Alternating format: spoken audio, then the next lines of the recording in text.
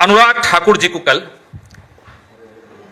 Press conference के लिए बुलाया और अनुराग ठाकुर जी की प्रेस कॉन्फ्रेंस में जो खुलासे हुए उससे चुनाव आयोग की भूमिका और संगीन हो गई है। ये हमारे जो साथी हैं अनुराग ठाकुर, गोली मारो, गोली मारते कहीं हैं, निशाना कहीं और होता है, लग कहीं और जाती है। निशाना था कांग्रेस पार्टी की तरफ, लगी चुनाव आयोग को जाकर, और चुनाव आयोग भी घबराया हुआ है कि एक और गोली बीजेपी से भी आ गई।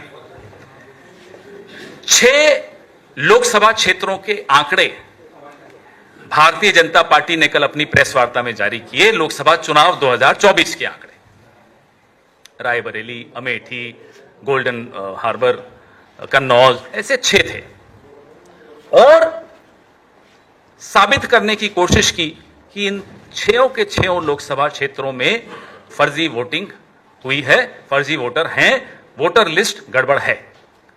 धन्यवाद अनुराग ठाकुर जी, पूरा देश आपको भी धन्यवाद दे रहा है। अचानक रुचि आ गई भारतीय जनता पार्टी की ये फेक वोटर लिस्ट में, अभी तक नहीं थी। अभी तक हम बोलते थे तो हमें तो नोटिस दे दिए जाते थे, ट्रोल कर दिया जाता था, आप लोग भी शाम को ट्रोल करते थे स्टूडियो में हमें, कोई बात नहीं। लेकिन अब अचानक बीजेपी को भी इंटरेस्ट आ गया, साहब fake voter list. Rahul Gandhi जब प्रेस वार्ता कर रहे थे 7 अगस्त को, लगभग 2:30 बजे प्रेस वार्ता चल रही थी, 2:30 बजे नोटिस आ गया चुनाव आयोग का, हलफनामा दीजिए।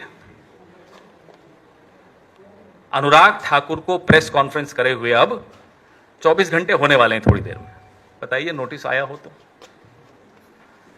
नंबर 1, जो हम कह रहे थे एक विधानसभा क्षेत्र महादेवपुरा के लिए, उसके आंकड़े लाकर, उन आंकड़ों को लाने में हमें 6 महीने लगे, क्योंकि वो प्रिंटेड 7 फुट ऊंची ढेर आपको कागजों का दिखाया, सैकड़ों किलो वजन। एक विधानसभा क्षेत्र महादेवपुरा, 6 महीने लगे कांग्रेस पार्टी को, क्योंकि इलेक्ट्रॉनिक वोटर लिस्ट हमें नहीं दी गई। अनुराग ठाकुर बीजेपी के सांसद 6 लोकसभा क्षेत्रों का 6 दिन में सारे आंकड़े उनको मिल गए। बताइए कैसे मिले? हमारा सवाल है, हमारा सवाल चुनाव आयोग से भी है, हमारा सवाल बीजेपी से भी है। जब ये आंकड़े हैं आपके पास, जब इलेक्ट्रॉनिक वोटर लिस्ट है आपके पास, तो कांग्रेस को क्यों नहीं मिलती, विपक्ष को क्यों नहीं मिलती? अचानक कैसे मिल गई? हमें एक विधानसभा क्षेत्र के 50 बूथ के आंकड़े पढ़ के समझने में, पूरा आपके सामने प्रेजेंटेशन बनाने में 6 महीने लगे।